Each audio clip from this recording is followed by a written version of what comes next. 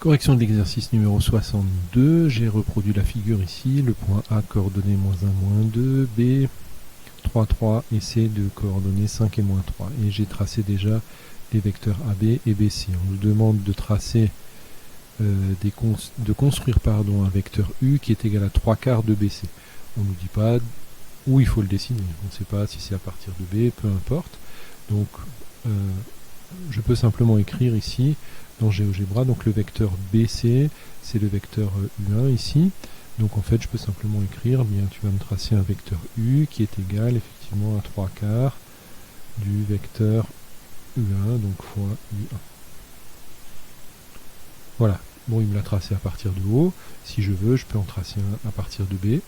Ça n'a pas d'importance, hein. Il suffit que je demande un représentant de ce vecteur-là à partir de B. Voilà. Je vais changer de couleur pour qu'on le voit mieux. Alors, propriété, couleur, on va le mettre en rouge.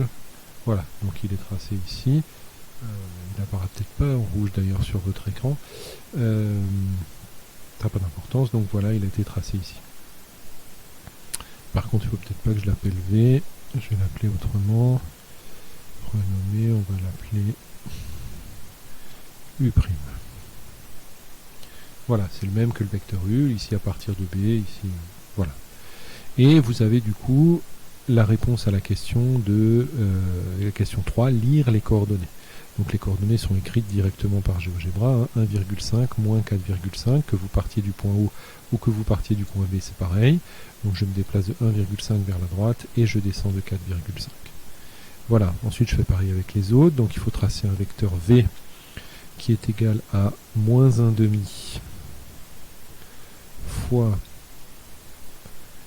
le vecteur AB qui s'appelle ici dans GeoGebra qui s'appelle V1, donc V1, donc le voilà, -1/2, le voilà le vecteur V.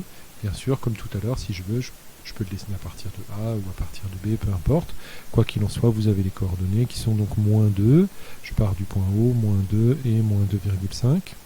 Et ensuite, il faut encore tracer un vecteur W qui est égal à 2/5 multiplié par le vecteur AB qui s'appelle donc V1 ici dans GeoGebra, hein, c'est bien le vecteur AB. Donc multiplié par V indice 1. Voilà, vous avez 2/5 et vous avez ces coordonnées 1,62. Donc maintenant, il faut encore vérifier ces coordonnées par le calcul.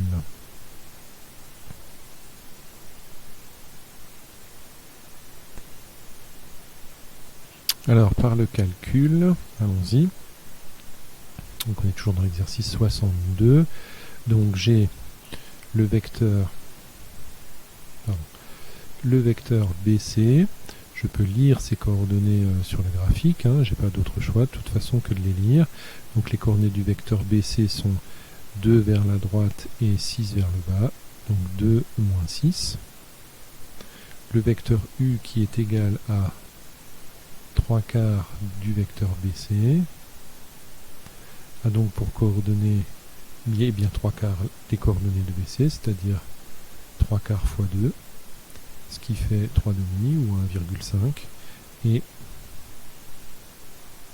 3/4 fois -6, ce qui est égal à, donc je simplifie le 6 et le 4, hein, je simplifie par 2, donc ça va faire -9/2. -4,5, c'est bien ce qu'on avait trouvé sur GeoGebra. Ensuite, j'ai besoin des coordonnées du vecteur AB. Les coordonnées du vecteur AB sont 4 et 5 par lecture graphique.